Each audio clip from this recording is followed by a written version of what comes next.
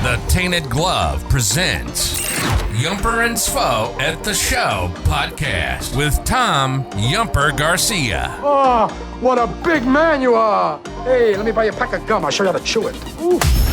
And Justin Svo Svoboda. As far back as I can remember, I always wanted to be a gangster. Two guys from Chicago talking movies.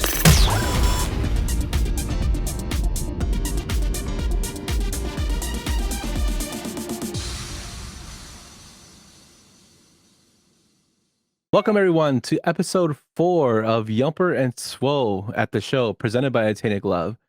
I'm one of your co-hosts, Tom Garcia. They call me Yumper. And I'm also with my co-host, Justin Svoboda. They call him Svo. How's it going, Svo? Yumper, how are you, buddy? Good, man. Good. Lots of stuff to get to this week. Yeah, we have a fun episode planned for everybody. You and I have kind of been talking about it behind the scenes for the last 2 weeks and how excited we were to talk about these movies. Yes. And then we have a little spoiler-free review of The Batman. I know I finally saw mine today, and I know you've seen it a few times this week. Yeah, I saw it 3 times this week, and I absolutely loved it. And for me to say this means a lot. It's the best Batman movie I've ever seen. Yeah, I agree with you. But let's get into that in a minute. Yeah, so before we go into our usual Twitter questions, we wanted to do a review of The Batman, which we're going to start right now. But also shout out to our winner of the Batman tickets, Will. Yes, our buddy Shankster, loyal listener to the pod, who he messages us during the week, and he's always engaged in conversation. Yeah, I'm sorry. Like, I was so excited to talk about Batman. I forgot that we have some audience participation this week, and we had the Batman ticket giveaway. Yeah, so Shankster, thank you so much. We really appreciate you just listening. Actually, we appreciate everybody listening. And we will have further things where we kind of give the audience a little like incentive or like a little thank you from us for listening. We really appreciate you guys. But before we get to the Batman, actually, let's just go into the Twitter question. We had a question of the week this week dealing with our favorite cult classics. And I'm going to give you a couple of them that were on Twitter. We have a bunch of good choices. We have Krista O'Keefe, Krista OK, who gave us Battle Royal, which I think is a pretty good movie. We have Keelan the Intimidator, who gave us Best of the Best, which to me is hilarious because it has James Earl Jones in it. And Eric Roberts. Yes, Eric Robertson as well. Also Chris Penn. Rest in peace, Chris Penn. Shy Socks, that Shy Socks 04 gave us Clue, which is another movie that's great. I'm a really big fan of Tim Curry. Mailman Jack giving us a shout out with Brazil, and his gif is hilarious when they stretch her face. Friend of the pod, Burly Cat, gave us he loves Labyrinth. Yeah, David Bowie with those tight ass pants. So Matt and I had a whole conversation about Labyrinth the other day. You know, a couple weeks ago, I would say, what was it, like a month or so ago now? Like, a bunch of us met up for lunch, and we went to Kuma's. And Kuma's, during the month of I think it's July, they do a burger named after a heavy metal band called Goblin Cock, and it was inspired by Labyrinth. And I showed that to Matt, and he's like, "We got to go get that burger. I need the Goblin Cock." Those were his words exactly. So, also, I saw a cool thing on TikTok now that you mentioned Labyrinth. Like, they actually showed when David Bowie would do the tricks with the Labyrinth balls. It actually wasn't him. It's actually a guy, a professional juggler behind him doing them. So, and he had to do it like without seeing. So he was doing it blind, which is amazing because he was amazing with the juggling. Love it. But let's continue on to Bennett TK with Highlander. That's a great movie. When I hear that line, there can be only one though. For some reason, though, I'm not reminded of Highlander. I'm reminded of the Kevin Smith movie, Zach and Miri Make a Porno, when there's two Zachs at the high school reunion, and the one Zach keeps coming up to him, and he goes, "There can be only one." So I know Highlander's like a cult classic and everybody loves it. Not everybody, but like it has a cult following. But that line makes me think of Zack and Miri Make a Porno. Yeah, to me, besides Highlander, the line always reminds me of one of my favorite shows I used to watch on Adult Swim, which was Aqua Teen Hunger Force. And there's actually an episode with Master Shake and this doll called Happy Time Harry, who they think is a Highlander. And it's the whole premise of this like short episode. It's hilarious. If you got a chance, you check it out. K-Fids and I had a whole conversation last week about the Moonanites because I loved Aqua Teen. Yeah, You I'm a see big fan of this? him. I'm doing it as hard as I can. Yeah, me and my brother go back and forth texting like, our God is an Indian who turns into a wolf and he will cut you with his razor. Like, so yeah, we laugh Aqua about Teen was that. fantastic. I loved it when it was on. Yeah, that show is awesome. And then we're rounding it out with Scarlett Ramirez with Showgirls. Showgirls. Naomi, Elizabeth Berkley's big movie debut after Saved by the Bell. Yep.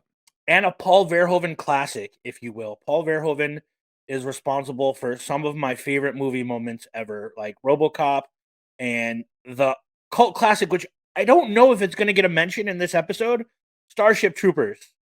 Don't forget, he also directed Total Recall. He did do Total Recall. And I absolutely, but Starship Troopers, to me, should be on that list, and I'm kind of kicking myself that I didn't think of it. Yeah, we'll get into our list, but Starship Troopers is another movie that, like, usually they say the book is better than the movie. Like, Starship Troopers, the movie's better than the book. Like, I tried reading the book, and it's not. It's the same thing with Dune. It's not that great. Yeah, Dune was the book nor the movie was good. So I'm just kidding. I didn't read the book. I know there's a lot of Dune book lovers out there. I tried watching the movie and I fell asleep. Sorry. Not sorry. Different strokes for different folks. But with that, we're gonna get into Swo's happy time with some discussion on the Batman. So Swo, give me your spoiler-free thoughts on the Batman. Awesome. I'm super excited to have this opportunity to talk about this. Like I said earlier, I think it was the best Batman movie I've ever seen. I'm not saying it was the best like movie about Batman, but it's the best version or representation of Batman himself. Robert Pattinson absolutely is no longer Edward Cullen from Twilight. He is Bruce Wayne, Batman. Very good, very dark, very moody. Matt Reeves shot this movie beautifully. Chicago and New York were both on the big stage in this movie. It's long. It's 2 hours and 56 minutes, but it doesn't feel that way. The music and the score was fantastic. Fantastic use of a Nirvana, a reimagining of a Nirvana song. I loved every single minute of this, and I think it surpassed The Dark Knight for my favorite Batman movie. Yeah, those are some big words there, surpassing Dark Knight. And I'm gonna have to agree with you. I saw the movie today with my buddy Johnny. Shout out to Johnny. And we both came away feeling the same exact way. Robert Pattinson was awesome in his role. His Keaton is always gonna be my favorite Batman, and I always say that Christian Bale is a great Bruce Wayne. But Robert Pattinson, I think, knocked it out of the ballpark, shedding any um, pre-notion of feelings that he's just still Edward from Twilight. And he's been doing that over the years, taking obscure roles in The Good. He was in Lighthouse, Tenet. So he's been doing that on his own. But this, to me, like cements that he totally walked out of that mold. Paul Dano was excellent as the Riddler. Couldn't have. I don't think anybody else could have played that role. All around, I think they had a very good cast. Zoe Kravitz as Catwoman was great. John Turturro. Jeffrey Wright is now my favorite Jim Gordon. Like, yes, Jeffrey Wright. I know he's best friends with K-Fids, but he is now my favorite Jim Gordon. He was fantastic. That relationship, I don't want to give away any more than that, but that relationship kind of it blossoms on the screen, and then there's like a trust that's developed, and it's really, really good and really, really well done. And this movie took elements of The Long Halloween and Hush and all these like iconic Batman books and put them together, and it was just absolute perfection. I think my only regret is that AMC was sold out of the Bat Cowl Halloween popcorn buckets and I didn't get one, so I was a little sad. But it was a perfect Batman movie. I'm very excited to see where this franchise goes. Yeah, so am I. The movie was excellent. Also, just everybody is complaining. Some people are complaining online. I saw about the time being over 2 hours. Now, my thinking is this movie is not a stereotypical superhero movie. It's not a stereotypical Batman movie. To me, it's more serious than the Christopher Nolan movies, and that's kind of like interesting considering that Nolan pushed for realism in all his aspects of the three Batman movies. And this movie, I think, is a little bit more taking him to be taken more seriously. Robert Pattinson's portrayal of Bruce Wayne Batman is a totally different portrayal that we've seen in the film universe. It What? felt to me like David Fincher got his hands on a Batman movie and Yes, directed it. Like, and there are scenes that are in this movie that are taken directly from other movies, and you can tell. I don't want to say them on here because I still want people to have that opportunity for like surprise, but like once more people have seen this movie, I would love to share those thoughts about what scenes I'm referring to specifically. But it felt like David Fincher got a hold of a Batman movie and just absolutely killed it. So like shout out to Matt Reeves who absolutely just destroyed making this movie. It was amazing. yes. And Matt Reeves also a big fan of the 1960s Batman movie with Adam West. There were So a couple small homages that I picked up on the second and third viewings to the Adam West 60s Batman um, in the movie, and it was really cool. You and I can talk about that off screen. yeah, but overall, great movie. The cinematography is beautiful. I do like the way they use certain scenes, but it was blurry and they made you focus on one aspect of the shot. That was great. The shots in the dark were beautifully done. This is a beautiful movie in all sense. I really recommend you guys go and see it. And we don't want to spoil anymore because if we keep talking, we will probably spoil something. So we're gonna move on. But yeah, definitely check out the Batman. Absolutely. If I had to rank it on a scale of 5 stars, it would easily be like 4.75. I think the things that I could complain about are so minuscule and dumb that only like a real Batman fan would be like, "All right, I get it." Definitely. But yeah, if you guys see it, tweet us at Yumper and Svo. Hit us up there and let us know what you guys think. Hashtag Batman. But with that, we're gonna move into our meat and potatoes of the show. So we don't want to get ahead of ourselves there. We want to know. We want to know what your classic cult classics were in terms of movies. Now, Svo, what's your idea of a cult classic? So for me, a cult classic is a movie that didn't get the love that it deserved in the mainstream, but found its target audience, whether it was on VHS release, DVD release, streaming, and it really spoke to like a certain group of people or found its voice after its theatrical release. Yeah, I would echo that with you. My opinion is a cult classic, what a cult classic is, but I do think that sometimes movies that make money are successful at the box office, and people are like, "Oh, that was a great movie." They're not. They sometimes they can still be considered cult classics because if we think about it, there's been movies that were big box office. Like I'll give you like Avatar. Everybody loved Avatar when it came out and made the most money before Spider-Man knocked it off this year. Avatar is And the worst movie ever made. I'm but sorry. I understand, but like how big of a cult classic has that been? Not really. I mean, it's a big Yeah, box office draw, but I think that some cult classics can also be successful movies that transcended time I that get are what still you're talked saying. about. Like it definitely has like its audience where people still go back and revisit it. I don't know if if it qualifies as like a cult because a cult is not the mainstream, but I get what you're saying when it comes to a movie like Avatar. Yeah, that's just my opinion, but I mean, we're here for our own opinions. And guys, before we get to our list, just a heads up, this is our opinions. So everybody has different ones. And let us know what yours are at Yumper and So on Twitter.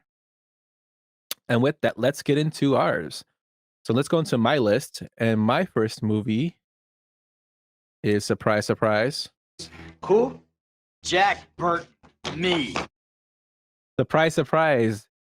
Big Trouble in Little China, and made in 1986, directed by John Carpenter, starring the great Kurt Russell as Jack Burton, Kim Cattrall, Dennis Dunn, James Hong, and Victor Victor Wang as I can't think of his name right now, but you know what I'm talking about. Great movie. It only made $11 million at the box office on a $25 million budget. So it did not make a lot of money at the box office, but it became a big hit with VHS rentals and also playing on TV. I actually first saw this movie on USA Up All Night. That's where I first got into the Big Trouble in Little China. So that's Was that pretty long way back. was that Roger Corman or was that Elvira when you Uh, saw it on Up All Night? Because remember they went back and forth as hosts. Was it Elvira that was the host? I think it was somebody else, wasn't I it? mean, I think both of them did it at some point. It was definitely Ron Shear that was the person that was. Okay. Yeah, I remember Gilbert Gottfried being on there too, but I know it was the girl because I remember watching it with my dad, and then I got obsessed with Big Trouble in Little China. It's still talked about to today. They're actually pushing for a remake, which I don't want to happen. They're talking about sequels, and I don't want that to happen either. John Carpenter is totally against it, but it's a movie that still stands tall today, and it's been over 30 years, and they're still talking about it. What do you think, Swell? I don't have the affinity for this movie that you do. Like I know you love it, but you know how I feel about John Carpenter. Um, I love John Carpenter's work. I love Kurt Russell. I really do. I visit Kurt Russell in Death Proof more often than most people probably would, but I get it. I get why this movie has the following that it does. It's like pure 80s, like it just screams 80s, and it's kind of perfect for a cult classic. Definitely. And let's move on to my next one. Replicants are like any other machine. They're either a benefit or a hazard. If they're a benefit, it's not my problem. 1982's Blade Runner, directed by Ridley Scott, starring Harrison Ford, Rutger Hauer, Sean Young, Daryl Hannah, and Edward James Olmos.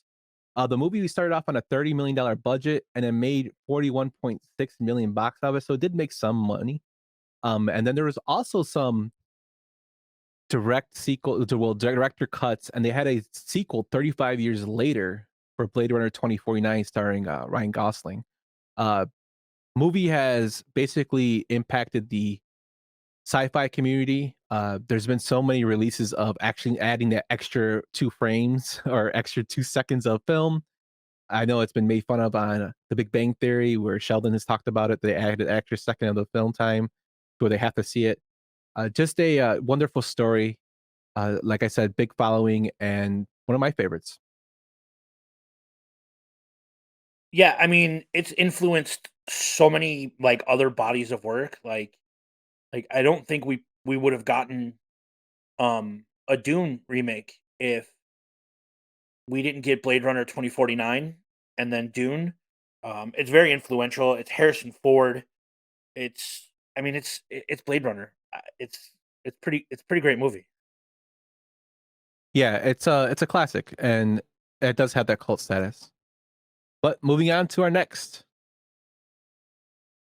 We are the music makers, and we are the dreamers of dreams. 1971's Willy Wonka and the Chocolate Factory, directed by Mel Stewart, written by Richard Dahl, and starring Gene Wilder as Willy Wonka. Now, this movie had a $3 million budget, and it only made 4 at the box office. This is one like a movie that's near and dear to my heart. I watched this movie as a kid a lot. My son actually loves this movie and watches this repeatedly. It's beautifully shot with a bunch of beautiful cinematography. Um, this movie actually is a role that this movie's role as Willy Wonka was something that Gene Wilder was identified by kids going forward into his later in his life and into his passing. I remember him talking about it on I think he was doing an interview for Ellen, I think, and he said that he still sees kids that know him as Willy Wonka, and he goes up to them and he portrays Willy Wonka. The movie made a ton of money out of VHS rentals. Just an all-time classic. Yeah, I mean it's had remakes and it's based on a really maybe it didn't do so well in the initial box office run because of the Roald Dahl association and how beloved his book was, but, like, it's perfect. Like, I still quote this movie, and there are bands that make song titles, like, based on quotes from this movie. Like, "You're turning violet, Violet."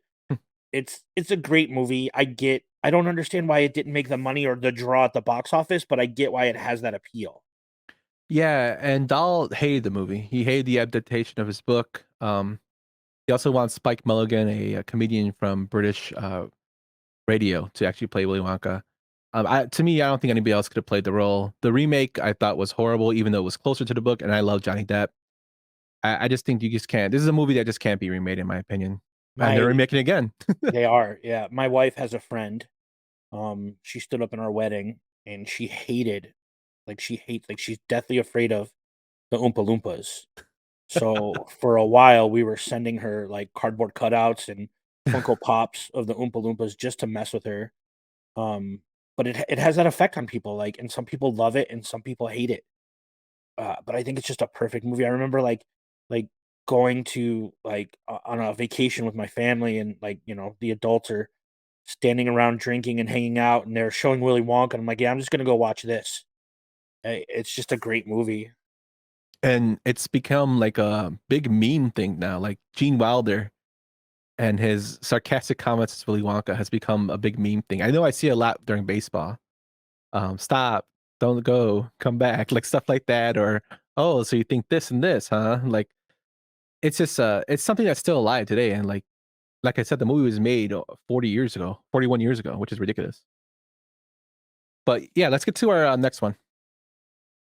I sit alone, an impotent exile, whilst this force, this presence, returns to torment me.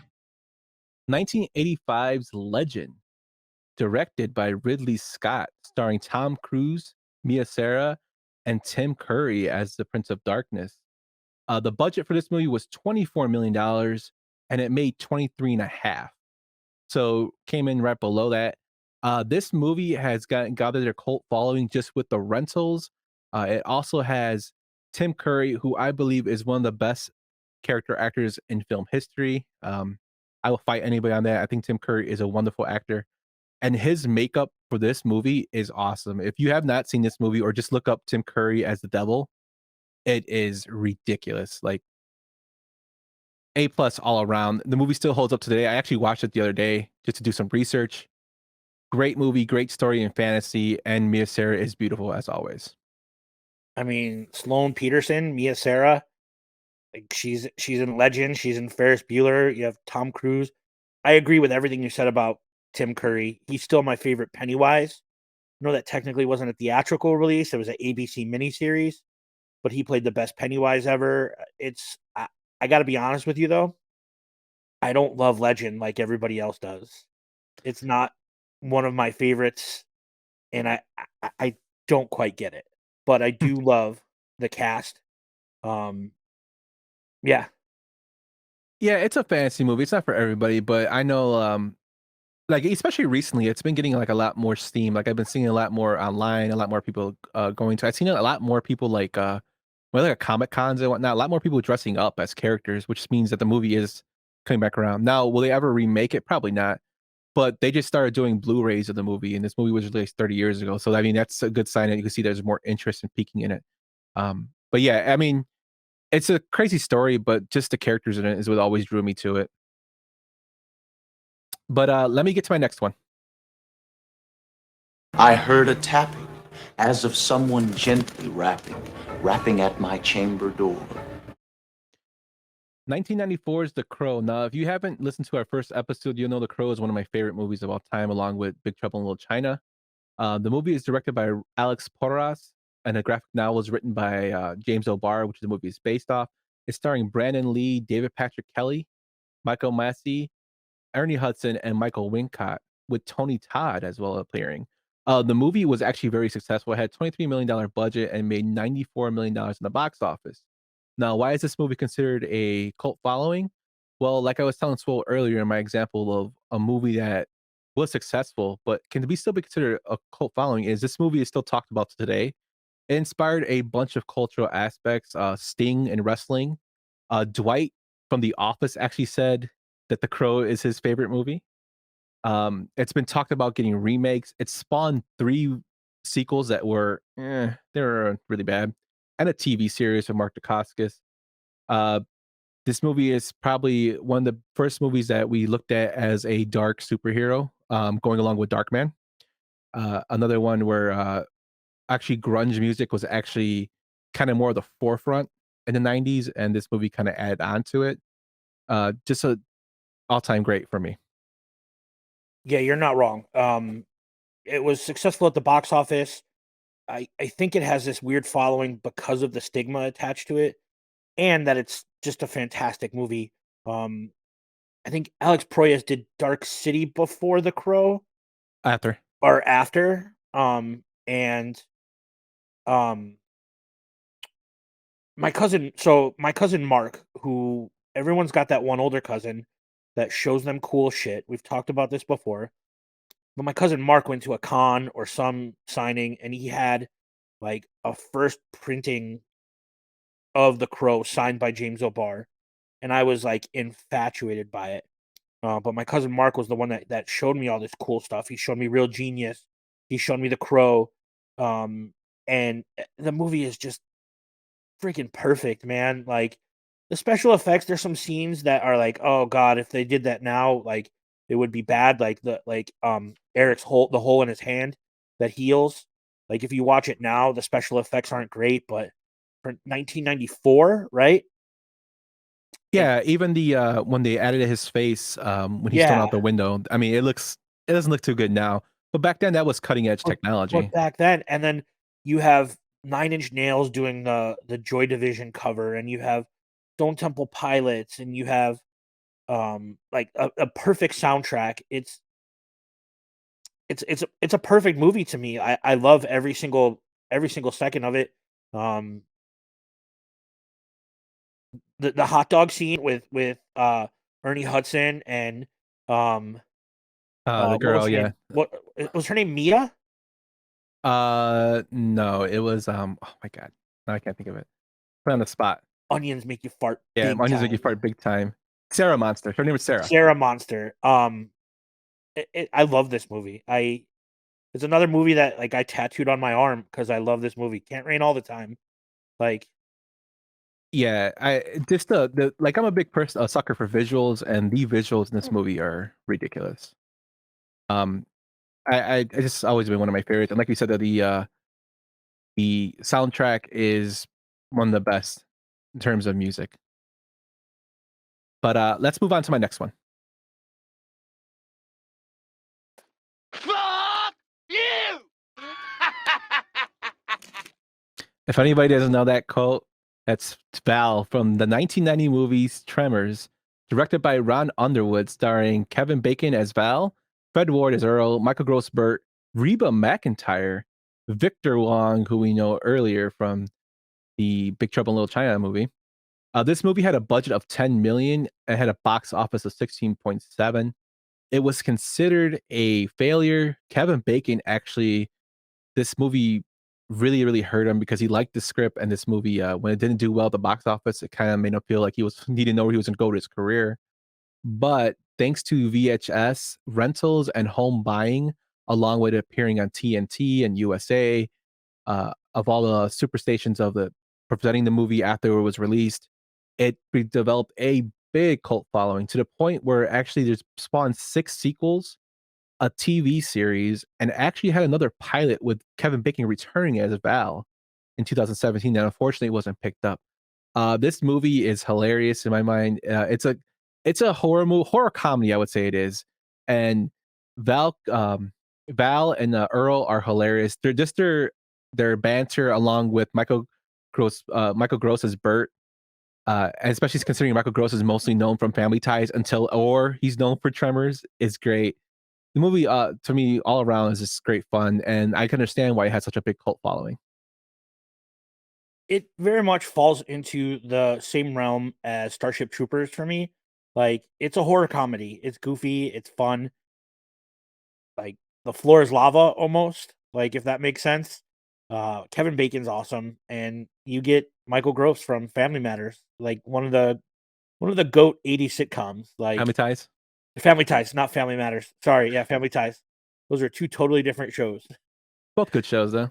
Yeah, yeah, Tremors is fun. It's goofy. It's very Starship Troopers like for me. Yeah, and I'm a big fan of practical effects. So a lot of the effects in here are practically done, and the models built for the graboids are really cool. Just an awesome movie. But let's get to our next one.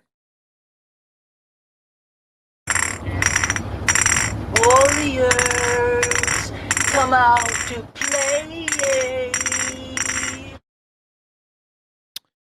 1979's The Warriors, directed by Walter Hill, starring Michael Beck, James Remar, David Patrick Kelly, and music being by Barry Dvorak, which is actually awesome. The movie had a $4 million budget, and it actually made $22 million by box office, but it actually was taken off the movie theater screenings because of there being a lot of gang fights at the movie theaters. So they were scared for his public safety. A little fun fact about this movie: it actually got a lot of recognition through word of mouth because after when it was taken pulled from the theaters, people started talking about it. Again, it's another movie I saw on Up All Night. I used to watch a lot of USA Up All Night. So this came out and I fell in love with it. Just a different thinking of like, what if there were so many gangs in the world, or the gangs took over, or just a different aspect of stuff we deal with every day. I thought it was pretty cool the way the writer Walter Hill had the gangs, different types of gangs. You know, baseball theories are probably the most famous part of this. And I actually, this movie, Ronald Reagan was a big fan of it. He actually called Michael Beck to tell him he watched it at Camp David and loved it, which I thought was hilarious. What do you think about Swell? So I noticed a trend here in your movie picks. You have two movies with Victor Wang in it. You have Big Trouble in Little China, and you have Legend. And then you have two movies with what is it, David Patrick Kelly? Yeah, Because you have The Warriors and you have The Crow, right? Because he played a pretty major character in The Crow. he But was a I good love The character. Warriors. I think the cool thing for me about The Warriors is that it all takes place in one night. I Yes, love the fact that it takes place over one night, and it's just these guys trying to survive and get home from one end of the largest city in the world to the other end of the largest city in the world. Um, and then all the crap that they have to overcome to get home, and some really sweet brown leather vests. definitely. Like I was saying, the score by Barry D. Borizon, just the scene where they meet the baseball furies for the first time and they run away from just the music, even though it's kind of like a synthesizer type keyboard music. It's It still works. awesome. Yeah, it's It awesome works. even till today. Yeah. Um, to me, it's a classic. So let's go on to my next one. Groovy. You only need one word for this one.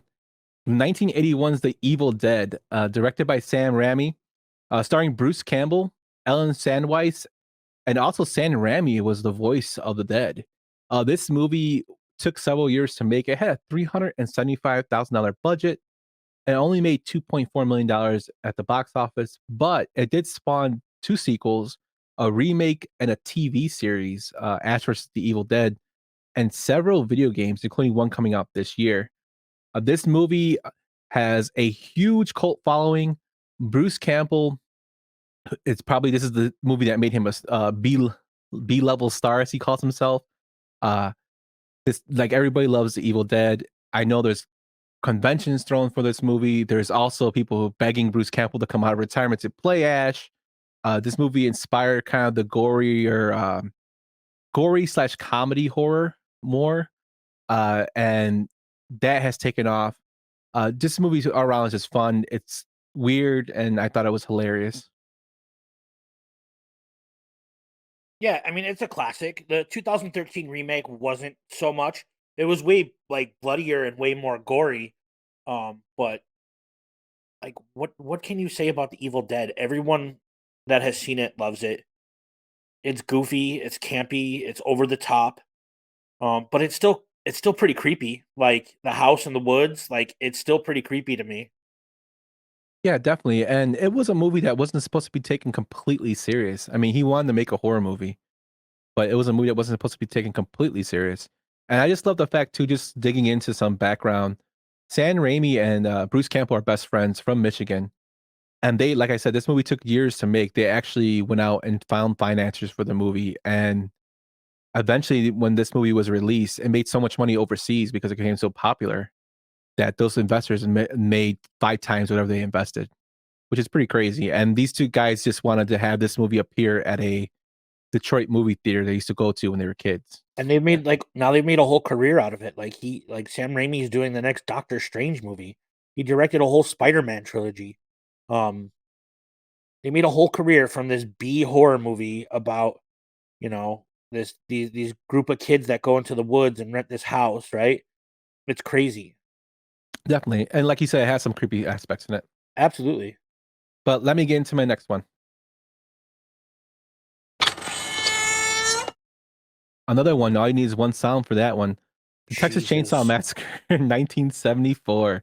Directed by Tobe Hooper, starring Marilyn Burns, Paul Parton, Jim Sidell, Edward Neal, John Lockett as the narrator, and Gunnar Hansen as Leatherface. This movie had a budget of $140,000. It was successful at the box office, making $30.9 million. But this movie actually is described as one of the greatest horror films and a major influence on the genre. It spawned 9 sequels and remakes, including a sequel made in 2022 on Netflix. This movie, to me, it personifies what a cult classic is. It was gory at the time. This movie was made in the 70s. Gory at the time. Nobody's ever seen it. A movie like this. It was a horror movie, and it spawned a whole franchise, and it's still something that is still looked at today. Leatherface is probably considered one of the greatest monsters. He's iconic. Yeah. So, what year did this come out? 1974. So this predates Halloween by 4 years. Yes. Halloween doesn't get made if this movie doesn't get made. Yes, this is, like I said, this is a movie that they said spawned the horror movies, more gory horror movies, and they say it made a major influence on the genre. Seriously, like Halloween doesn't get made, Nightmare on Elm Street doesn't get made, Friday the 13th doesn't get made without this movie setting that precedent. Leatherface is iconic. The gas station in Texas is open as a tourist stop. You can go to that gas station and you can check it out and you can eat there. It's a barbecue restaurant.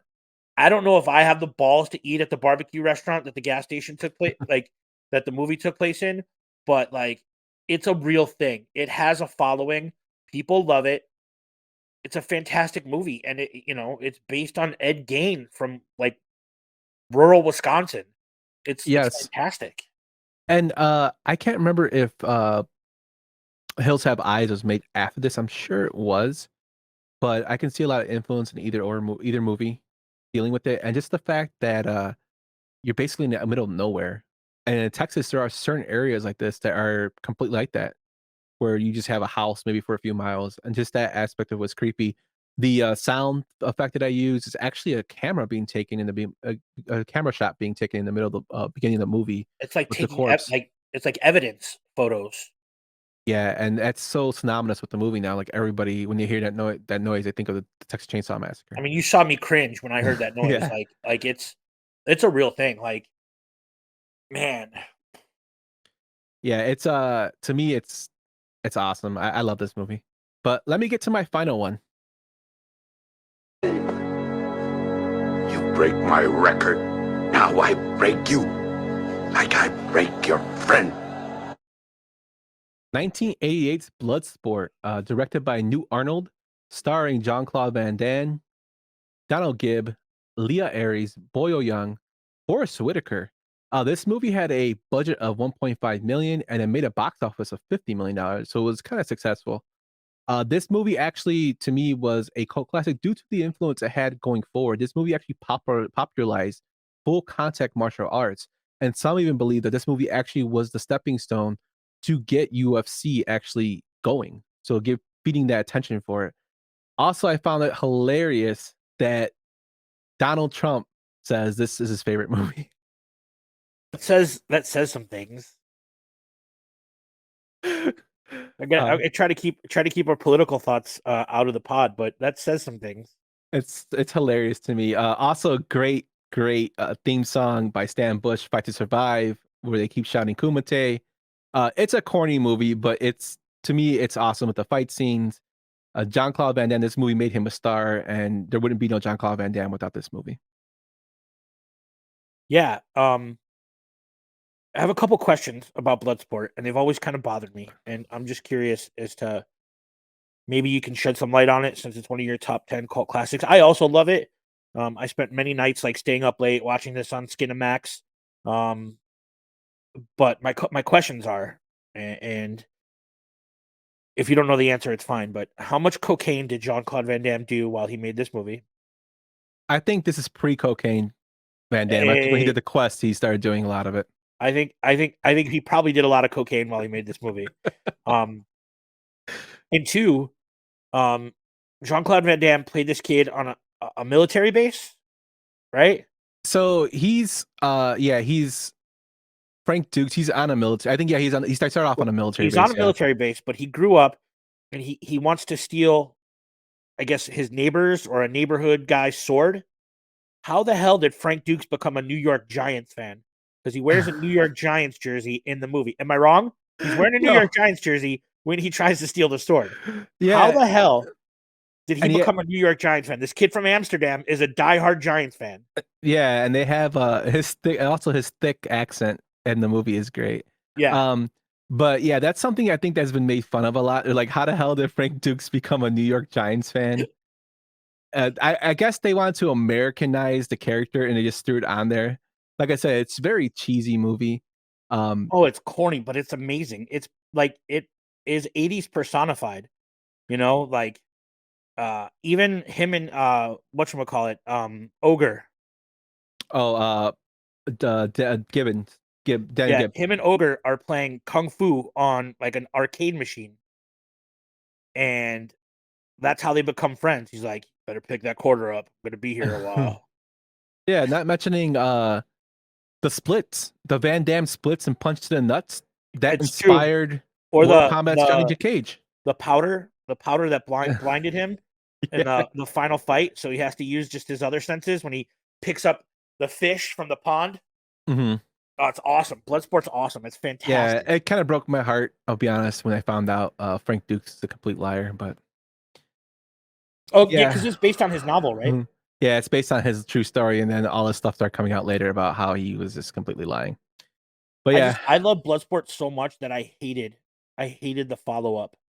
Kickboxer, I think I like Kickboxer. Kickboxer was okay, but it wasn't Bloodsport, man. No. Bloodsport was dope. Jean-Claude Van Damme's got like a special place in my heart, even though when you think of action stars, it's always Stallone or Schwarzenegger, and Van Damme's kind of like the I would say second tier. Bloodsport's another one of those movies that, like, when I had to go visit my mom in little hillbilly Indiana, that like it got me through like a couple hours at a time because I could put it on and I could watch it and I could be entertained. So like for that reason, it always has like a fond, special place in my heart. And no matter how corny it is, and no matter how much I disbelieve that he was actually a New York Giants fan. Yeah. Oh my God. But that's my list. Let's get to Mr. Swoboda's list. Couple things before we get into my list. Yumper, love the way you pronounced my last name there. You just killed it. I loved it. You nailed it perfectly. And your list was fun, man. I enjoyed your list. You have I don't want to say similar taste, but like similar appreciation for your stuff. Yeah, this list excuse me, this list actually was very difficult to come up with. I went by most of the movies I watched all the time, and we are going to have a throwaway.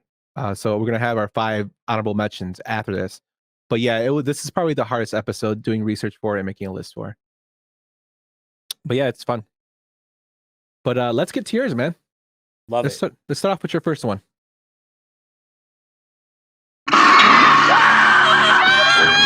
Kick him in the north! Kick him in the north! He doesn't have north! Do it! Wolfman's got north! Come on! The Wolfman's Got Nards, the 1987 movie The Monster Squad, directed by Fred Decker, starring Andre Gower, Robbie Keeger, Brent Challam as Horace, Stephen Mock, and Duncan Reiger as Dracula. The movie had a budget of $12 million and a box office of 3.8. Tell me, so why is this your cult classic? Monster Squad hit every aspect that the Goonies hit, but it also incorporated, those classic Universal monsters. Wolfman and Dracula and the creature from the Black Lagoon. It's funny. It's kids swearing. It's like kids discovering, like checking out girls for the first time. It's friendship. It's adventure. It's perfect. And I have vivid memories of like my old man just getting tired of taking me to the video store on Bartlett Road. Like, are you renting the Monster Squad again? Like, yeah, Dad, I love it. Like, thank you. It's the Goonies, but better in my opinion. Yeah, the Goonies is always a special place in my heart, but this kind of like is very Goonie-esque to me, like, but with horror characters, like, and like the monsters that are shown in this movie, the old school Dracula, the Wolfman, the Mummy, like those are the Universal monsters that, when we got older, we grew up with those. Like we watched them. Those are the ones. Bela Lugosi as Dracula. Those are the movies that set the standard. And I thought it was really cool they brought them back for this. The movie, like I said, didn't make a lot of money at the box office, but it got a huge following again through VHS rentals. We're kind of seeing a pattern here. And, people fell in love with it to the point where they actually released several special editions and they actually had the cast come back and talk about it. There's been a whole talks. documentary about, like, they made a documentary called Wolfman's Got Nards. Yes. And there also has been talks about a sequel, but that kind of fizzles out with the original cast. So I don't know. I mean, with Hollywood these days, we don't know what could happen. Who knows? But it's probably my favorite cult classic. Nice. I know Fids appreciates it too. He would. Jeffrey Wright's not in it, but yeah, that's the only drawback of it. But let's get to our next one. It's just a bunch of hocus pocus. 1993's Hocus Pocus, directed by Kenny Ortega, starring Bette Midler, Sarah Jessica Parker, and Kathy Najimy as the Sanderson sisters, Omari Katz as Max, Thora Birch, and Vanessa Shaw. This movie made $28 million on, actually, it was a $28 million budget, and it made 45 at the box office. Tell me why it's one of your favorites, Will. So this movie didn't become a favorite of mine until like later on in life. But it's one that, like, I think the whole family can watch. Like, it's friendly for everyone. But Halloween's also my favorite holiday, right? Like, I love Halloween. I love dressing up. I love, like, going to Halloween parties and hanging out. And this one is just, like, a perfect Halloween movie that anybody can watch. If you have young kids and you're at a Halloween party and Hocus Pocus is on, it's cool. It's not like having Halloween or Texas Chainsaw Massacre on in the background and a 6-year-old runs in and they're like, what the hell is going on? It's funny. It's just it's got like Disney 90s written all over it. Even like if you watch it, it has like the old school Disney intro with the 3 lines through the castle. It's just perfect holiday goofiness. Yeah, totally, and it's something that's totally still holds up today. My son loves the movie. I mean, they're making the sequel comes out in October. Yep, it comes out 2022 on Disney Plus actually too. Some interesting stuff I found about it though. The movie again, although it made some money at the box office, but a lot of the following got pulled through the ABC Family airings and the Disney Channel when they played a movie during Halloween. For those, actually got a lot of people drawn up to it to watch it. And this movie actually spawned other movies like Halloween Town for Disney to make. Also, something I found really interesting is Leonardo DiCaprio was actually offered the role of Max first, but he passed on it and took the role in What's Eating Gilbert Grape. What's Eating Gilbert Grape. Yeah, so that was something really, really interesting. But let's get to our next one. Even if we could launder money, I wouldn't want to. What we've done is bad enough. We get caught laundering money, we're not going to white-collar resort prison. No. We're going to federal pound-me-in-the-ass prison. 1999's Office Space, directed by Mike Judge, starring Ron Livingston, Gary Cole, Ajay Naidu, Jennifer Aniston, David Herman and Stephen Root. This movie made $10 million was actually a $10 million budget and made $12.2 million at the box office. Tell me about it as well. I mean, I think I saw this movie not because I thought it looked funny, but because I know the guy that made Beavis and Butthead made it. And that's why I originally saw it. And it turns out it's just a funny movie. And I didn't appreciate it till I became an adult and I actually had to go to a job every day. Um, Diedrich Bader is hilarious. I think I still quote that line all the time. Like where I work, when someone new comes along, they always ask, "What would you do if you had $1 million?" And it takes everything in me not to say 2 chicks at one time, because that's what Diedrich Bader says. It takes everything in me not to say that. It's so quotable. It's funny. Jennifer Aniston is super young but smoking hot.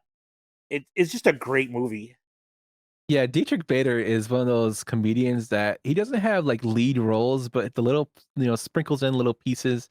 I mean, he was in Napoleon Dynamite as Rex Kwon Do, also in Jay and Silent Bob Strike Back as a security guard. He's hilarious. How did that not make any of our list either? Like, I know. I told you this was a hard one for me. Napoleon Dynamite and Jay and Silent Bob, like right off the bat, 2 lines come to my mind, right?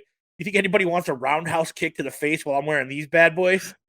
and Jay and Silent Bob, now you look at him and you say, "Oh, what a lovely tea party." And the part where he's like, "It's either this or prison, man." And he looks at him at Dietrich Bader, and he's like, "I was a guard."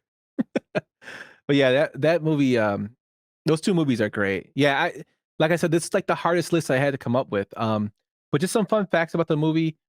Mike Judge hated the iconic poster with all the Post-it notes. He hated it. He thought that the made the person look like Big Bird. He was not a fan of it. He also said that the production company a distribution company was actually pushing for him to have different characters cast, and he didn't like that aspect of it. It also spawned a sequel called Extract, which is actually Office Space, but from a manager's perspective, and it's actually stars Jason Bateman. Not as popular as Office Space, but it was a pretty good movie. I also think Ben Affleck is in that movie, right? I think so. To be honest with you, I haven't seen Extract, but from the reviews I was reading, people were saying it's pretty good, but not in the level of Office Space. I mean, usually when you follow the sequel to the classic, it's kind of hard. But yeah, this movie was hilarious. Milton is probably an iconic character with his red stapler. You have the iconic scene of when they beat the shit out of the fax machine. That's been parodied over and over. And this movie relates to a lot of people who work in office or jobs that they hate. But let's get to our next one. I'll tell you what you need is a fatty boom batty blunt. And then I guarantee you see a sailboat, an ocean, and maybe even some of them big titted mermaids doing some of that lesbian shit. Speaking of Kevin Smith, 1995's Mallrats. This is directed by Kevin Smith right after he did Clerks, starring Shannon Doherty, Jeremy London, Jason Lee, Jason Mewes, Ben Affleck, and Michael Rooker.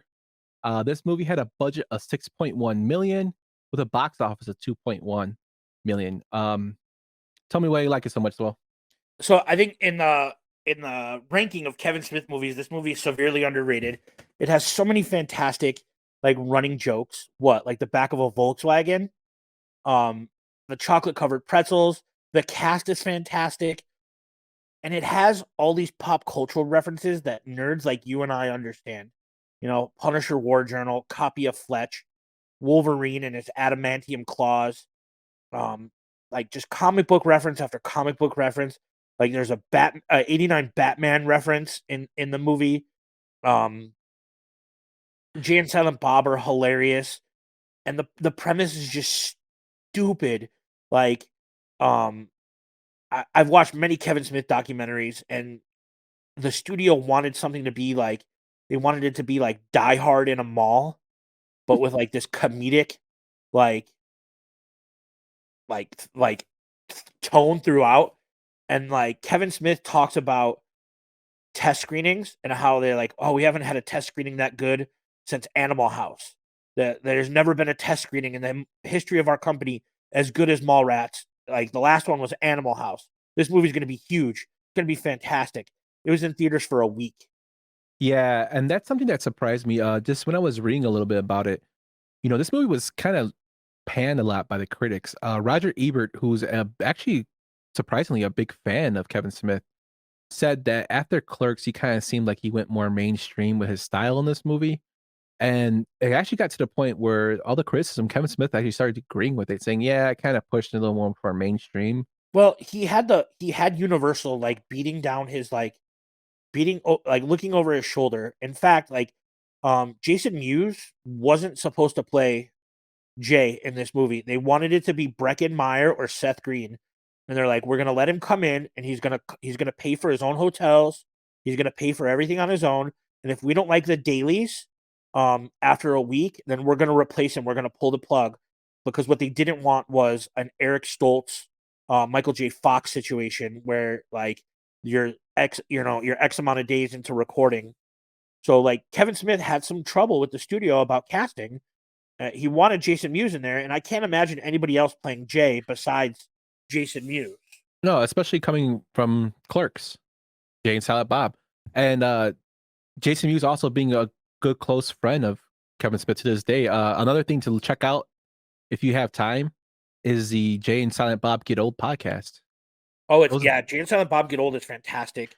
And also Kevin Smith wrote a book about his daily life, and there's a whole chapter in there about Jason Mewes and his heroin use and how he's overcome it. And it was like one of the best reads I've ever read. And I have so much respect for Jason Mewes now.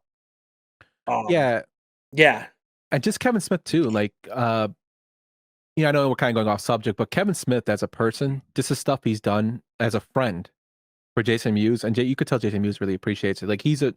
Kevin Smith is a good person, He's a good guy. dude. I love Kevin Smith. I like his movies.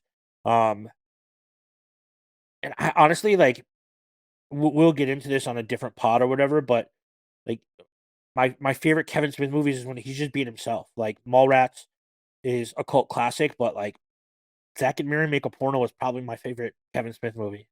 Yeah, his movies are the best when when he's just being himself. And if you look at his filmography, his director Mallrats, and then he had Chasing Amy, and then he had Dogma, Dogma. Strike Back.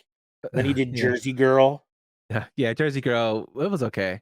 And then he did Clerks 2. Clerks 2, but even going to Dogma, that was totally something that none of us has ever experienced. But yeah, I know we're rambling about it. Can you imagine the studio pitch? You walk in, you're like, hey, I want to make this movie about two angels that get expelled from heaven. They have to go live in Wisconsin. They want to get back into heaven. But God, Alanis Morissette, is like, no, sorry. So I got to send the last descendant of Jesus Christ to save it. The whole concept of that movie is nuts, but Kevin Smith just made it work. Yeah, and also a fun fact about that movie, they had a protest about it, the religious sector, and Kevin Smith actually showed up to the protest and was interviewed on live TV about it against his own movie, and people didn't know who he was, which I thought was hilarious. No idea. But yeah, Mallrats, to me, it's a classic. But let's get into our next one. Wyatt Frame, I'm with the label. I'm in town scouting for some new talent, and I wondered if there's anyone worth hearing. 2001 this is actually one of our old, newer cult classics, Josie and the Pussycats, directed by Harry Alphonse and Deborah Kaplan, starring Rachel A. Cook, Tara Reid, Rosario Dawson, Gabriel Mann, Paulo Costanzo, and Alan Cummings. This movie had a $39 million budget, and it made only $14.9 at the box office. Tell me about it, Swell. So everyone that knows me knows that I'm a pop punk kid. I spent Saturday night going to see the Wonder Years and Spanish love songs. I love loud, aggressive, obnoxious pop punk. And the whole soundtrack to this movie was just good, goofy pop punk. That's all it was. It was what I think you said, Harry Kaplan and Deborah Elephant, or vice versa. Who directed it? It was Deborah Kaplan and Harry Elephant. Yeah, it was both them. This was their follow-up to Can't Hardly Wait, Mm-hmm. which is top 5 favorite movies of all time for me. But it's fun. It's goofy. It's about friendship. It's got a fantastic soundtrack. It's loud, obnoxious. It's girls playing guitar. And then the cast is really good. The boy band de jour is Seth Green and Donald Faison and uh who was the kid in Can't Hardly Wait? The Russian exchange student. But like Oh. the cast is really good. It's stupid. It's a terrible movie. It's a terrible movie, but I love it. And it's got a cult following because of the soundtrack and because of how goofy it is. Yes, Kaplan and Elfront, they are really, really good at picking good soundtracks and scoring their movie. This movie, like you said, just for me reading it, I watched it. It wasn't a great movie to me, but the music in it is the best part of it, in my Yeah. opinion. And that's why it's still out there today. I think it's also was this movie based off a cartoon? Yeah, it was part of like the Archie series. Like the Josie and the Pussycats was part of the Archie series, I believe. I'm I don't remember like that stuff that much, but I do know that it was based on that, like Archie, Jughead. Yeah, I'm looking at it right now. So Hanna-Barbera and Archie Comics, yeah. Yeah, Yeah, it's really corny, it's but corny. I love the music in it. I'm also a big fan of Alan Cumming, another guy Yeah, who who is really plays the record underrated. executive that like is helping brainwash like the listeners to buy more product. And the message of the movie is like consumerism is bad, which is kind of the perfect segue into my next cult classic.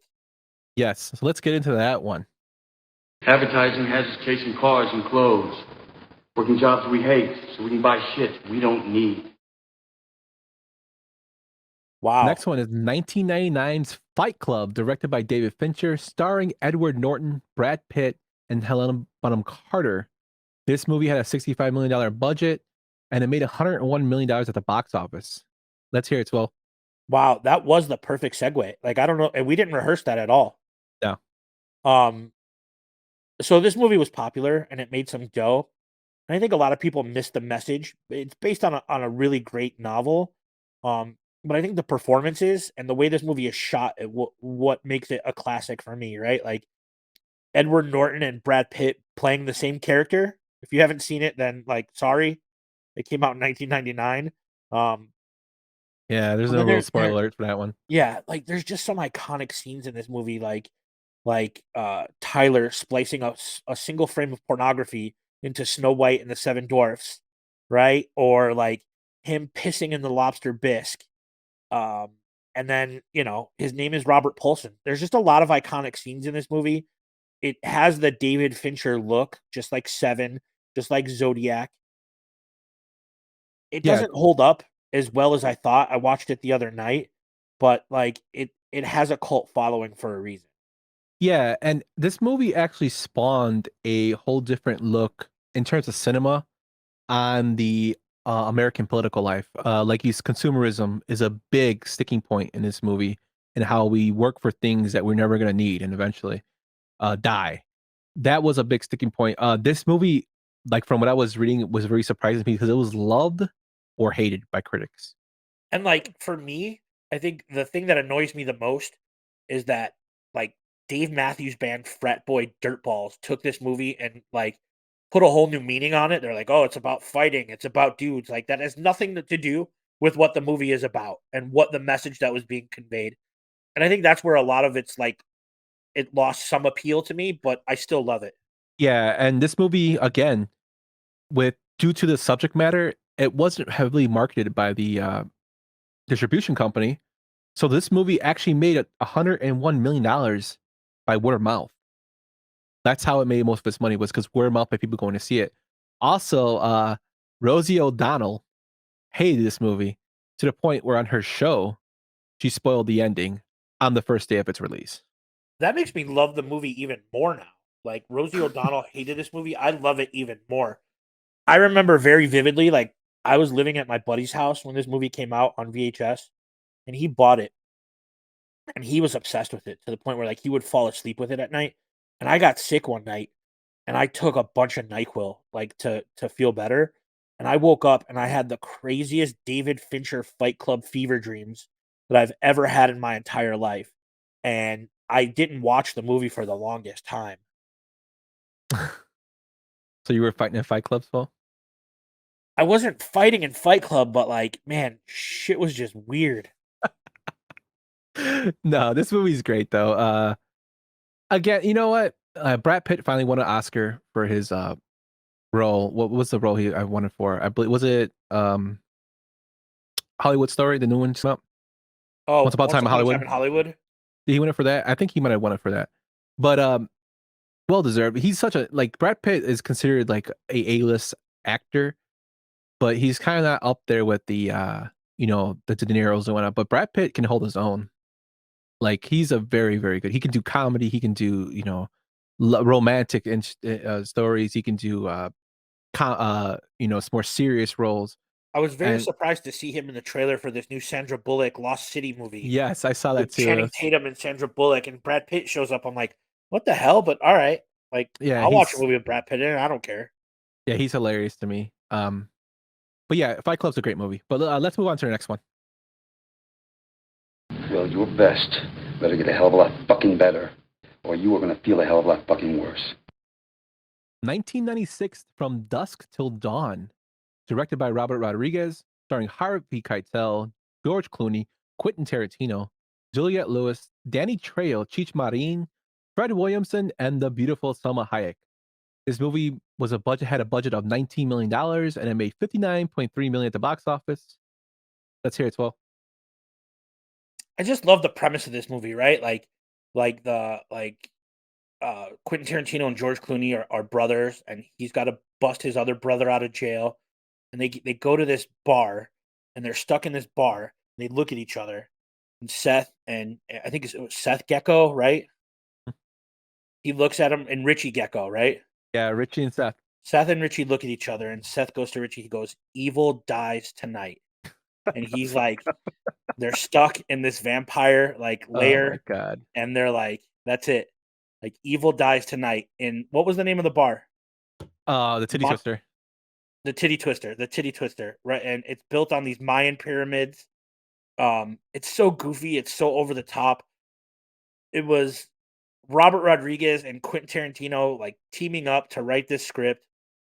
It's fantastic. I love it. I love this movie. I always have. And it was like George Clooney's first big movie role, like during the ER craze when he became an A-lister. Yeah, it's you had to bring up fucking Halloween Kills. I just it threw me off. But yeah, it to me it's a classic Robert Rodriguez film. This is like right after Desperado. This movie again features Tito La Riva, which is the band that's in there. His Tito and the Tarantula is the band. The music in it is awesome. They were also in La Bamba too, right? Yeah, I don't know if they were in La Bamba. I'm almost positive they were the band when Richie and his brother, what was his brother's name? Bob. Eastside Morales. Bob takes him down to Mexico, and they're the band in the bar. I'm looking right now. I don't think they were in La Bamba. I know they were in one of our Beef Float's favorite movies, Roadhouse's opening scene with Sam Elliott and Patrick Swayze. They're actually the band playing at his club in the beginning of the movie. It was hard for me to not put Roadhouse on this list. It's another movie too. Yeah, I had that one like close to getting that one. But yeah, also this movie spawned a TV series that never aired and 2 sequels. And it still holds up to today. And also like for most of the youngins and the Selma Hayek scene is still talked about too today. Absolutely. I think we probably have that conversation once a week in our group chat about the Selma Hayek scene. Yeah, Selma Hayek is she's my celebrity crush. Like I love Selma Hayek. Yeah, it's a great movie. But let's move on to the next one. Should have allowed nature to take its course. In the end, it will anyway. So let me the fucking house! Yeah, man, Mark Wahlberg might want to get in there.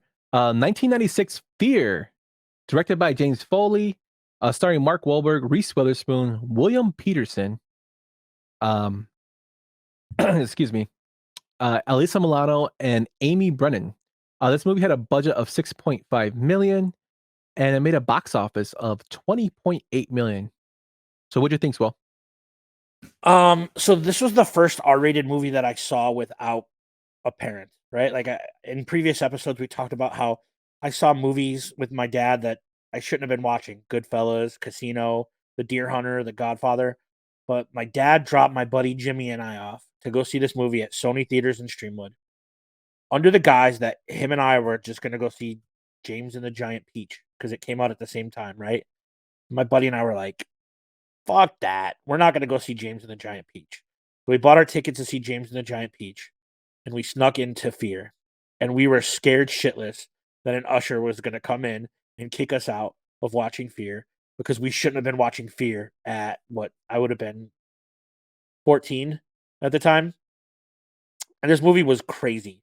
Like it's a corny, over the top stalker movie, but it's good. It's really good.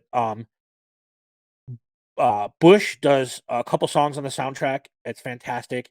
And there is a fantastic cover of the Rolling Stones' Wild Horses on the roller coaster scene. And if you don't know the roller coaster scene, I highly suggest you watch this movie because the roller coaster scene's intense. Mark Wahlberg is this crazy stalker. William Peterson is the dad. It's like suburban Seattle. It's a great, terrible movie. Most of my movies are great, terrible movies. I don't think what, it's a great movie. I don't think it's that bad. Actually, in Mark Wahlberg as a creeper, this is pre Mark Swole Mark Wahlberg. He's still fit, but he's not as He's built as most. fit, and like he was trying to get out, like he was trying to be a more serious rapper. And there's a scene in the movie where his music is playing in the background, and it's like the worst wannabe like trap music I've ever heard in my life. Like it's terrible. It's Mark Wahlberg trying to be a gangster rapper. Marky Mark and the Funky Bunch, man. You can't. And this hate was on that. not good vibrations. This was like a bad. It was bad. Funny thing, my dad's sister, my aunt, who's like we're about like 10 years apart, 10, 11 years apart. She was a big fan of Mark Wahlberg, and she actually had Mark Wahlberg's like gangster rap. And I remember listening to it as a kid, being like, "This is like horrible music." I don't know why. I love this movie. Probably because it reminds me of my buddy Jimmy. And like he was the one, like him and I went to go see my next cult classic together. And I'll tell a story about that movie. But like it reminds me of my buddy Jimmy. It reminds me of being 14, 15 years old and sneaking into the movies. And it's just fun. It's stupid fun. Yeah. But as you said, let's get into your next one.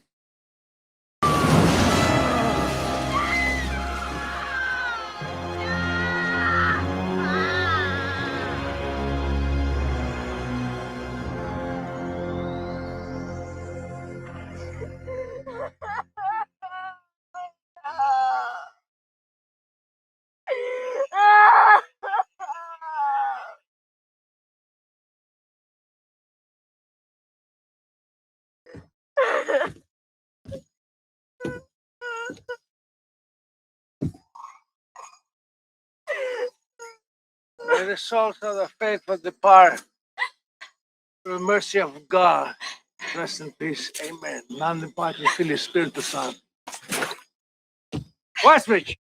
I had to include that long one just for the fact that That John was the Voight. longest intro yet. Yeah, that John Voight did not give a shit about all Oh the my Muslim characters God. dying there. This movie is the 1997 movie Anaconda, directed by Luis Llosa, starring Ice Cube, Jennifer Lopez, John Voight, Eric Stoltz, Jonathan Hyde, Owen Wilson, and Carrie Woolwer. Also special appearance by Danny Trejo.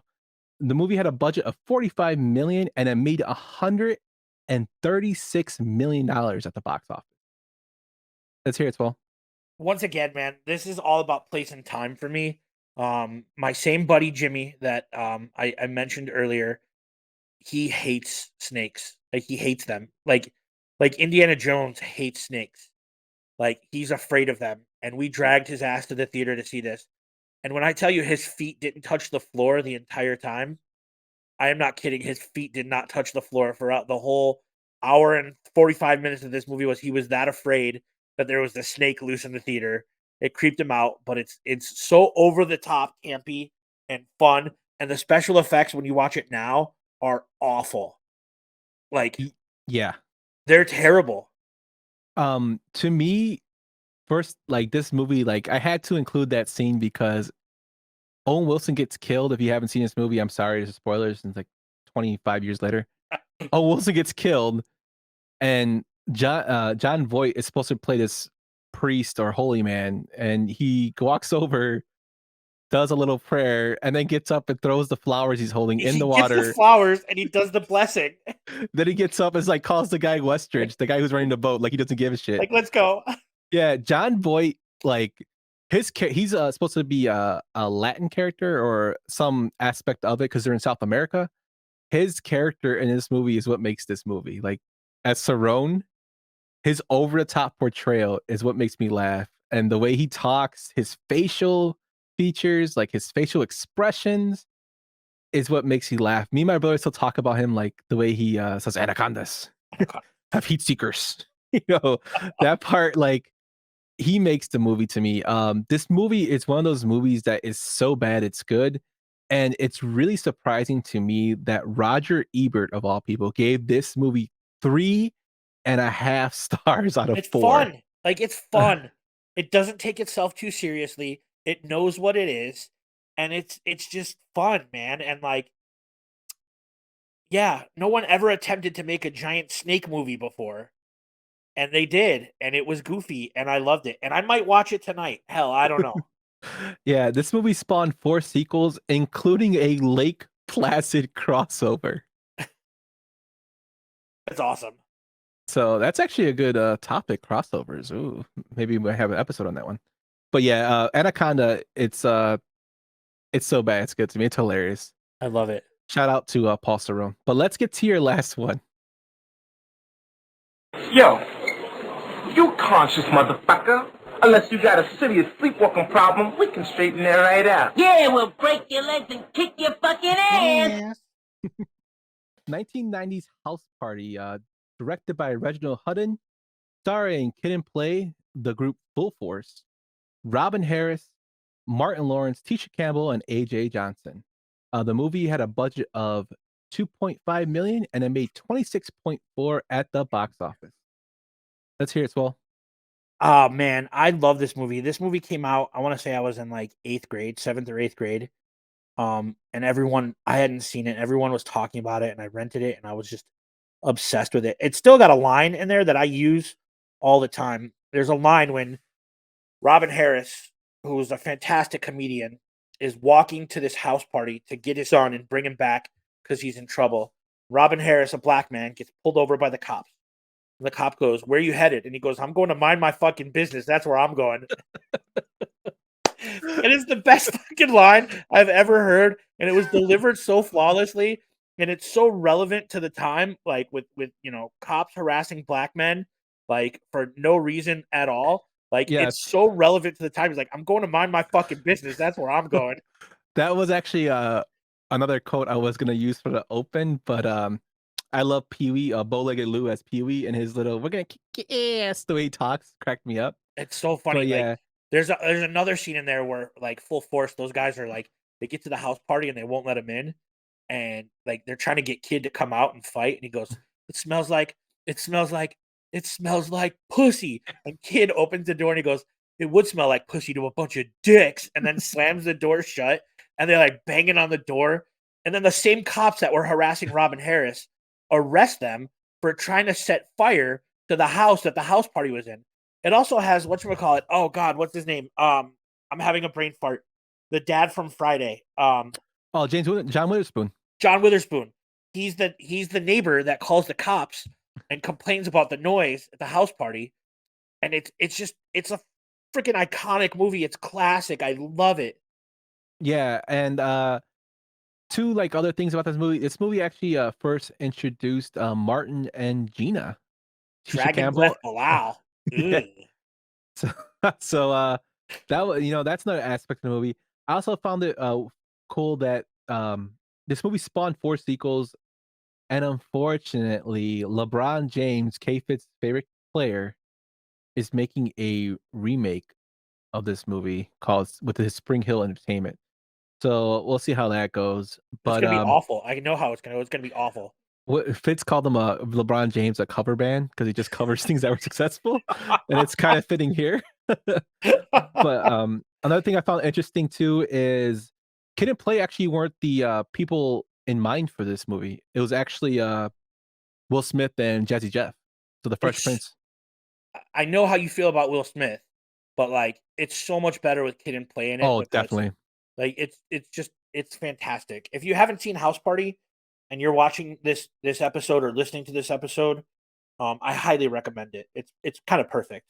Yeah, and the dancing and music in it is pretty good too. Oh, the dancing where they tap the feet and they have the dance battle in the middle of the house party. I love this movie. It makes me feel like I'm living in my dad's house on Streamwood again. And I rented this from Line Video on Bartlett Road. Yeah, and I actually met Chris Reed probably like 10, 15 years ago. Not real nice guy, super nice guy. But yeah, that's our list. So those are our top 10 lists, I would say, I guess, or our 10 top movies of cult classics. But we do have some honorable mentions. So as I was saying, this is probably like the toughest list that I had to come up since we've been doing this show. So I don't know about you. I'm pretty sure it was tough for you as well. Yeah, absolutely. Like this was like just picking 10 and like ranking them, I guess, because we kind of did 1 through 10 was really difficult. So the ones that didn't make the cut are just because the list was too hard. Yeah, so let's get into our honorable mentions here. So I'll start us off. I have one. This movie was a big on Broadway. It was an adaptation of a Neil Simon play called Lost in Yonkers. The movie starred Richard Dreyfuss and Mercedes Ruehl. It was based as a timepiece based in 1940s New York about a dad who gets his 2 kids over to his grandma's house while he goes and takes a job in a scrap heap boat to make money back to pay off a bookie that he owed when their mom died. He was paying the hospital bills. And the grandma's like a straight up mean lady from Germany. She is a horrible person. But you have Mercedes Ruehl who has is mentally challenged. But the whole movie to me is hilarious with Richard Dreyfuss. It's a great play and a great adaptation in the screen aspect. Had a cult following for a little bit. A lot of people actually reference this movie as better than the play. I don't know if it's that because I actually seen the play and it's pretty good. But it's one of those movies that I really liked a lot. What else do you got? So I have another one. Heavyweights. This movie has got a big following. This movie starred the kid from the Mighty Ducks. I forget his name, Jerry, but Ben Stiller. This movie actually spawned the global Jim Ben Stiller, Dwight Goodman from Tony Perkins from Heavyweights. Hilarious about these kids who go to fat camp. I love this movie. It's still talked about today. And I still think Sims is the fast kid at camp. Not Sims. Josh is the fast kid at camp. It wasn't Sims. Josh is also played by Goldberg from the Mighty Ducks. The movie's hilarious. And like I said, a big cult following. And it reminds me of the time when like Disney made movies that were kind of, relatable to kids these days, like to kids at the time. And I don't know if they still do that, but this is one of the movies that from the era that does. How about you give me one of yours? I have a couple. I think my first one was American Psycho. It was. I mean, I know Christian Bale had did stuff before, but it was almost my introduction to Christian Bale. And then it kind of created this love of Bret Easton Ellis novels that I love, like Less Than Zero and American Psycho, and he did a whole bunch of novels and a lot of cocaine. um, but yeah, I also put Kids on that list, the Larry Clark movie. Great movie. Not because I love it or like it makes me happy, because that movie scared the shit out of me. Like I thought it was a documentary the first time I saw it. Yeah, that movie was put on to scare a lot of people. Yeah, that movie scared me. One that I watched today, another Robert Rodriguez, Quentin Tarantino collaboration, Sin City. That's a great movie. What else do you got? So I have a 3 more. Bubba Hotep, going with the Bruce Campbell. Going with the Bruce Campbell connection. Yeah. And now that since there's an Elvis movie getting released, Basically, Bruce Campbell plays Elvis, who is didn't really die. He just In a switched his nursing bodies home, up right? in a nursing home. Yeah, so Yeah. Ozzie Davis as a guy who believes he's JFK, even though he is African American, Yeah. which I think is hilarious. And they fight a mummy. Just complete the storyline. The story for the movie is just as ridiculous as it sounds, but it's hilarious. Love that movie. Another one, classic, that actually has gotten more popular these days, which is kind of funny. Is a movie called The Pest with John Leguizamo. One of my brother and myself's like one of our movies used to watch all the time. Horrible premise. It's kind of got that surviving the game premise, but hilarious with Jeffrey Jones. Freddie Rodriguez and Ari Spears are in that movie. Great movie. And I'll round out my last one. And this movie was a complete bomb, theatrically, and it got remarketed as a black comedy, and it is huge. And that movie is Tommy Wiseau's The Room. Huge cult classic, horrible movie, but they have like room conventions, room. Yeah. Whenever he comes, like Tommy Wiseau is a star because of this horrible movie, to the point where James Franco actually made a movie about him called The Disaster Artist. I love The Disaster Artist, and the book was even better. Mm-hmm. Yeah, so those are mine. So let's hear yours, Will. I got two more. Richard Kelly's Donnie Darko. Ooh, great movie. It was really hard for me to keep off the list. I honestly thought Richard Kelly was going to be the next big, like, director, and then he did Southland Tales, and he did some other stuff, and he just kind of fell off the face of the planet. Like, I know he's still doing stuff, but like not on the scale that I thought he was. Like, I know Kevin Smith and Quentin Tarantino said that like he was going to be the next big thing, and it just never happened. And then it was really hard for me to leave this off the list because I put Mallrats on there, but Clerks. Yes. Oh, Clerks is so good too. Yeah, I had a list of like 30 movies I had to kind of slow down. So I tried This to was pick the the ones most. that- This was the most difficult list. Yeah, so we want to know yours though. So let us know at Yumper and Swole on Twitter. Like, give us if you have a list, or you can send them to us, and we'll read them. Yeah, absolutely. But yeah, this is like a fun episode. I really love cult classics, and I think we do have similar tastes, and we do differ in certain areas. But that's the best thing about discussing stuff. Absolutely. But we're gonna start winding down and closing out this episode. But we want to let you guys know what is gonna come next. So we have a coming soon to our next episode of Yumper and Swole. And you know, me and Swole have been spitballing, thinking about it for a while, and we thought, what if we picked a year within the past 30 years and we just went to a deep dive of the movies from that year? So we're going to do this live on the broadcast. We're going to pick a year from the years 1980 to the year 2010. We're actually going to do a random number generator, and we're going to get the year we're going to do next episode on. So let's do that now. And the year we got is 1993, Swole. Whoa. So just looking at it, like we have some good movies to talk about here. Like we have some, yeah, holy cow. This is going to be a fun episode. Yes. So look forward to that one. That'll be the next episode of Yumper and Swole. And so we 2 are weeks. recording on alternate weeks with our sister broadcast or brother podcast, whatever you want to call it, the Tainted Glove. So we record on alternate weeks. So they should be recording. They recorded what, this last week? I think the week before. I think they're going to record this week, if I'm not mistaken. Okay. So, wow, we really dropped the ball on that one, huh? I would say they dropped the ball. Well, no. All right, yeah. But we try to alternate it. So you get an episode of them, and you get an episode of us. But, you know, all the content that we're bringing you is pretty fun. It's really just a bunch of guys shooting the shit and talking about stuff that they love. So that's what's coming soon. We also have some other cool things that we are really, really, really excited about, the four of us. And that should be also coming probably later this week, maybe. Yeah. So just keep an eye out to our Twitters at Yumper and Swole and at the Tainted Glove. We'll be announcing something there. We're really excited about it. Without you guys, this show is impossible. So we really greatly appreciate that. So I'm going to say my goodbyes right now to everybody. Thanks for listening in. Again, check us out at Yumper and Svo on Twitter. Let us know what you think, and check us out the YouTube channel, The Tainted Glove. And I'm gonna shoot it over to my partner, Svo, with Swo's last thought. This is my final thought.